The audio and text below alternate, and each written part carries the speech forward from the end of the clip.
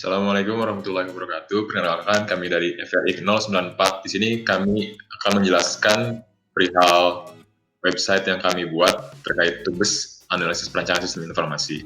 Kemudian FRI 094 terdiri dari saya Firman Sebastian dan Anindya Aulia Rahma dan Sultan Muhammad Zaidan. Baik, terkait bisnis case akan dijelaskan oleh saudari Anindya. Baik, pertama kita akan masuk ke business case dulu. Yang pertama ada project definition. Jadi pada zaman modern ini, khususnya pada aspek teknologi informasi, telah berkembang dengan pesat. Suatu informasi dengan mudah dapat didapatkan dan dapat disebarluaskan. Hal ini berdampak terhadap pekerjaan yang dilakukan secara manual dapat lebih efektif dan efisien. Aplikasi berbasis web adalah sebuah aplikasi yang dapat diakses melalui internet, dan pada sekarang ini ternyata lebih banyak dan lebih luas dalam pemakaiannya, yang biasa digunakan untuk berbagai macam tujuan yang berbeda. Salah satunya untuk mendukung penjualan produk yang diproduksi. Salah satunya yaitu produk yang sudah kami desain dan rancang yang akan dipasarkan melalui sistem informasi, yaitu produk Smart Bag. Dalam hal ini yang menjadi permasalahan pada objek penelitian yaitu kelompok kami sendiri yang kita beri nama dengan perusahaan CV Smart Bag, yaitu bagaimana melakukan perancangan informasi berbasis web agar proses pemesanan Smart dapat dipenuhi sesuai dengan waktu yang telah ditentukan. Next. Selanjutnya ada project objektif, itu ada 5. Yang pertama itu spesifik. Pada spesifik itu kita ada 2 tujuan umum dan tujuan spesifik. Yang kedua itu ada measurable, yang ketiga itu ada agree upon, yang keempat ada realistic, dan yang terakhir ada time bound. Lanjut. Terus ada system definition. Jadi menurut Mulyadi, sistem adalah suatu jaringan prosedur yang dibuat menurut pola yang terpadu untuk melaksanakan kegiatan pokok perusahaan. Lanjut. Selanjutnya ada sistem analyze. Pada sistem analyze itu yang pertama, lanjut dulu. Next, itu ada sistem function. Itu ada 6 poin. Itu ada owner, finance, production, sales, customer, dan delivery. Pada owner itu dia memiliki hak untuk melihat laporan ke semua bagian dan seterusnya. Lalu ada sistem feature. Jadi setiap komponen yang ada pada sistem function itu dia mempunyai fitur sendiri-sendiri. Kayak owner itu bisa melihat laporan dari setiap bagian, atau enggak finance melakukan pembayaran terhadap material yang dipesan pada bagian production, dan seterusnya. Lalu pada aset dan kriteria itu ada 4. Itu ada proses pengisian data pribadi. Selanjutnya ada proses pemesanan, proses pembayaran, yang lalu yang terakhir ada itu proses reporting. Lalu ada sistem user level. Itu ada beberapa user dalam menjalankan website. Di antaranya itu ada 6. Ada admin, customer, divisi produksi, sales, finance, dan delivery yang terakhir. Lalu akan dilanjutkan oleh Firman Sebastian. Oke, di sini saya akan membahas terkait sistem desain. Kemudian terdapat business requirement. Business requirement merupakan kebutuhan dari perusahaan untuk dapat memudahkan proses pembuatan sistem. Aplikasi memonitoring perlu mengetahui jumlah material yang dimiliki perusahaan, jumlah produksi yang harus diselesaikan per hari, dan jumlah produk jadi yang akan diletakkan di gudang. Berikut merupakan stakeholder business requirement yang dibutuhkan. Yang pertama ada project manager, yakni Sultan Muhammad Zaidan, dengan tugas membuat dan memastikan suatu aplikasi yang sudah dirancang apakah sesuai dengan fungsinya dan dapat berjalan dengan lancar. Kemudian yang kedua adalah project team yang terdiri dari 2 orang, yakni Firman Sebastian dan Anindya Aulia Rahma, dengan tugas merancang tampilan aplikasi yang akan dijalankan semenarik mungkin dan sesuai dengan fungsinya. Persyaratan yang harus dimiliki untuk sistem informasi yang ingin dibuat yaitu yang pertama, sistem informasi yang dibuat untuk menyelesaikan suatu tujuan. Yang kedua, sistem informasi yang dibuat mudah digunakan. Dan yang ketiga, sistem informasi yang dibuat dapat menyimpan informasi yang dengan jumlah yang besar. Selanjutnya, database design. Di sini terdapat data flow diagram level 0 dan level 1. Terkait level 0 ini, adanya feedback antara ketika customer melakukan aktivitas login, register pemesanan dan pembayaran, kemudian masuk ke website, kemudian admin akan mengecek stok dari permintaan barang oleh customer dan memberikan feedback terkait konfirmasi stok. Kemudian level 1, ini terkait aktivitas customer yang belum memiliki akun perlu melakukan register, verifikasi, kemudian login, kemudian baru bisa mengakses website dan melakukan pemesanan pembayaran. Kemudian data flow diagram level 2 terkait register dan login sebagaimana berikut. Kemudian data flow diagram level 2 terkait pemesanan, yakni alur dari customer dapat melakukan aktivitas pemesanan. Kemudian data flow diagram level 2 terkait payment dan reporting. Ini aktivitas dari customer setelah melakukan pemesanan, customer akan dihadapkan pada aktivitas pembayaran, yang feedbacknya akan diberikan oleh admin finance apakah sudah di ACC atau belum. Kemudian berikut merupakan ERD atau Entity Relationship Diagram. Terdapat user, finance, owner, production, delivery, sales, customer, order data, smart bag, dan order material. Kemudian berikut merupakan use case diagram. Yang pertama production, terdiri dari aktivitas pembaruan stok, permintaan material, pembuatan produk, laporan produksi, dan lain sebagainya. Kemudian melakukan login. Kemudian owner pun sama melakukan login, namun aktivitasnya terdapat 3, yakni melakukan laporan dari setiap departemen, akses data pegawai, dan konfirmasi laporan. Kemudian finance terkait keuangan dari perusahaan, sales terkait penjualan, input pesanan, invoice, dan order lainnya. Kemudian delivery ini terkait konfirmasi pengiriman dan invoice. Kemudian customer ini terkait aktivitas yang dapat dilakukan seperti input pesanan, melakukan pembayaran, tracking pesanan, pesan, dan download invoice. Nah, berikut merupakan activity diagram production. Dengan melakukan login, kemudian diberikan notifikasi apakah verifikasi atau tidak. Kemudian bagian produksi dapat melakukan update material, stok, dan order, dan lain sebagainya. Kemudian owner pun sama seperti melakukan akses terhadap report all department, akses kepada pekerja, dan report confirmation. Berikut merupakan finance terkait keuangan dan sales terkait penjualan. Kemudian customer itu terkait order data yang dia inginkan, kemudian delivery terkait pengiriman, dan berikut merupakan sequence diagram. Di sini saya akan mengambil satu contoh saja terkait proses login, di mana dari sudut pandang yang sudah dijelaskan level user sebelumnya, ada owner, ada delivery, finance, dan sebagainya. Di sini kita akan mengambil satu contoh saja, yaitu owner. Owner melakukan login, mengisi username, password, dan lain sebagainya, kemudian akan diberikan feedback oleh database apakah telah diverifikasi atau belum. Apabila tidak diverifikasi akan muncul notifikasi error, dan apabila telah terverifikasi akan masuk ke home. Dan berikut merupakan owner menambah pegawai dengan alur sebagai berikut. Kemudian alur bagaimana owner dapat menghapus pegawai dari admin dan melakukan laporan dari tiap bagian. Begitupun dengan finance melakukan login, verifikasi payment terhadap customer, pembuatan laporan keuangan, kemudian production sama seperti yang sebelum-sebelumnya, melakukan login, pesanan yang diproduksi, pembuatan laporan. Kemudian sales juga sama, melakukan login, penginputan produk, pembuatan laporan, kemudian customer melakukan login, melakukan pemesanan produk, melakukan pembayaran atas produk. Kemudian delivery itu melakukan login, pengubahan status delivery, dan lain sebagainya. Berikut merupakan interface design yang akan dijelaskan oleh Saudara Sultan Muhammad Zidan. Oke, selanjutnya kita masuk ke interface arsitektur. Jadi yang pertama ada data storage, yaitu user, big data, order data, production, dan delivery. Lalu setelah dari data storage menghasilkan server side. Lalu kita menggunakan server side berupa SMTP dan PHP MyAdmin. Di PHP MyAdmin ini terdiri dari view, add, update, delete, dan report. Lalu setelah dari SMTP dan PHP MyAdmin ini dapat menghasilkan website yang berupa user site seperti di tampilan berikut.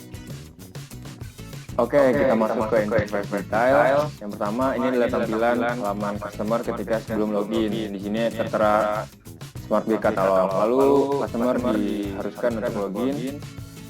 Di sini customer namanya Zidan. Oke. Di sini ketika customer sudah login, maka dia berhasil menampilkan halaman berikut. Lalu bisa action sebagai berikut, dia memesan berapa produk. Seperti tertera dia memesan SB01.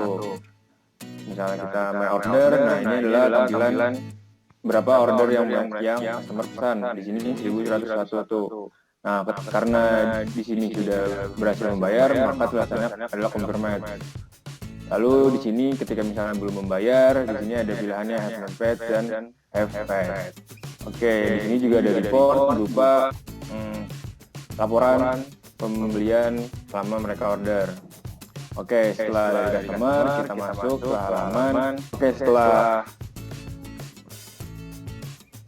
Sekarang kita masuk ke tampilan salesnya.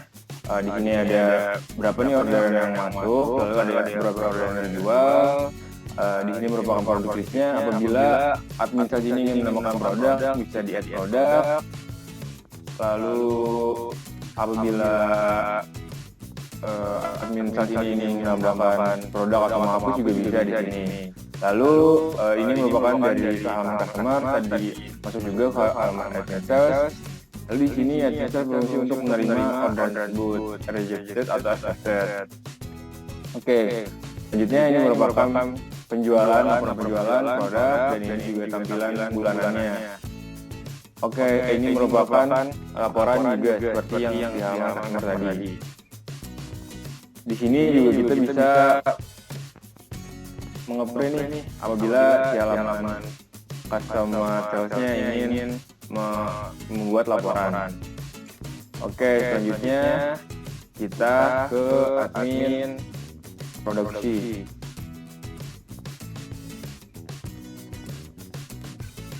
Oke, di dalam produksi ini kita menampilkan berapa produk yang sedang diproses maupun produk yang telah selesai. Berupa ditampilkan juga per produknya nih berapa yang selesai.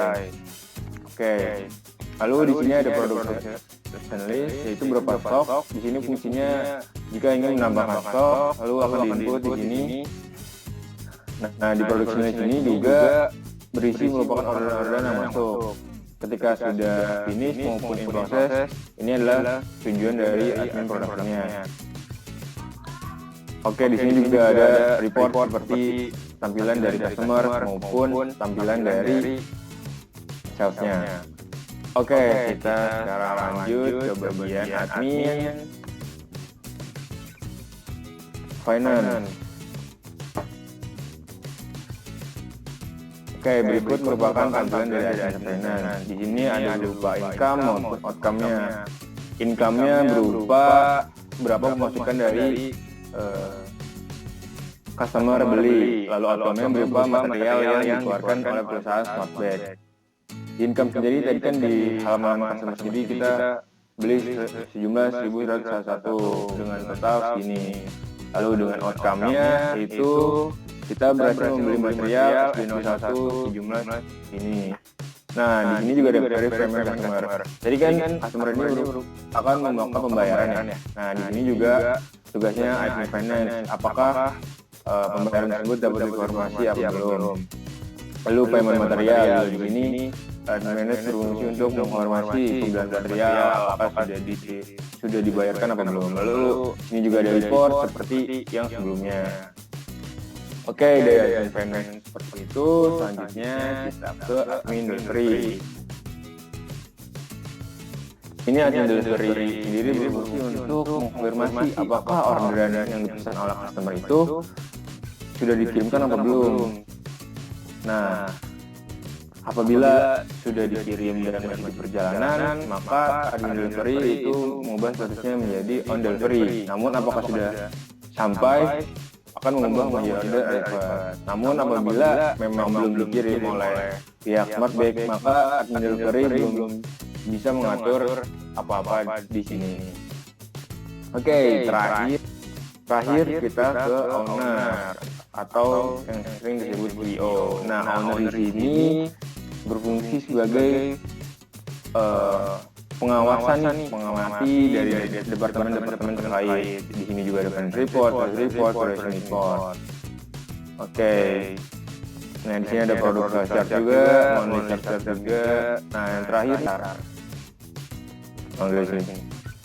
Terakhir ada monthly chart itu bisa mengetahui berapa per bulannya. Lalu terakhir ada employee. Di employee sendiri kita bisa menambahkan maupun menghapus role dari pegawai-pegawainya. Bisa mengatur dari admin production, admin finance, admin sales, maupun owner itu sendiri. Oke, dari interface detail cukup sekian. Sekarang kita masuk ke shortcut yang menampilkan website yang seperti tadi.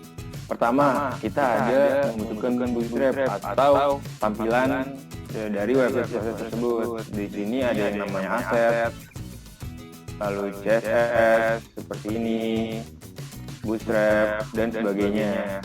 Nah, di aset ini ya berupa isinya tampilan-tampilan lah buat menampilkan warna maupun desain dan sebagainya. Lalu di sini ada out ini berupa koneksi dengan menyambungkan tadi pihak admin dengan website itu sendiri. login, sign up. Lalu ada config juga sama fungsinya, yaitu menghubungkan admin dengan database yang sudah kita buat sebelumnya. Lalu ada sistem. Nah, di sistem ini berfungsi untuk memproses apa yang dilakukan dari web tersebut. Misal tadi ada add, yaitu menambahkan produk, misalnya ada yang mau ditambahin, misalnya back column 4, berarti di sini nanti di ordernya. Lalu add order itu berarti dari customer melakukan pemesanan, nanti diproses di add order tersebut. Lalu ada add stock yang dilakukan oleh production, lalu ada employee yang dilakukan oleh owner. Nah, ada paid yang dilakukan oleh customer juga yang melakukan pembayaran. Selanjutnya ada sistem. Kita menampilkan pertama adalah customer. Nah, customer di sini fungsinya juga sudah yang saya jelaskan sebelumnya di tampilan detail. Nah, di sini merupakan codingannya, ada order, report, update order, verify-nya yaitu melakukan konversi pembayarannya.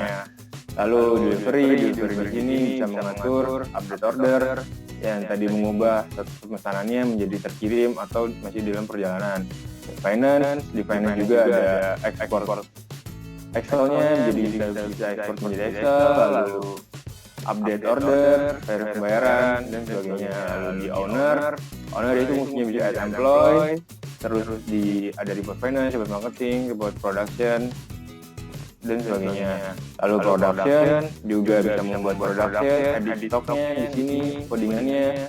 Lalu terakhir juga report maupun update production juga. Lalu sales juga bisa menambahkan add product, tadi bisa report juga, bisa sebagai ada halaman sharing chart maupun update order. Terakhir merupakan tampilan dari halaman awal yang sebelum customer tersebut login maupun adminnya login. Nah, ini merupakan kode login itu ketika mereka melakukan halaman login. Ini melakukan halaman ketika mereka melakukan pendaftaran. Seperti itu. Sekian penjelasan dan pemaparan terkait website yang kami buat, yakni MPRI 094. Mohon maaf apabila ada kekurangan dalam penyampaian kami dalam episode kali ini. Kami pun dari MPRI 094 mengucapkan banyak terima kasih kepada Bapak Yuda atas bimbingan selama mata kuliah analisis rancangan sistem informasi ini. Oke, akhir kata dari kami MPRI 094. Assalamualaikum warahmatullahi wabarakatuh.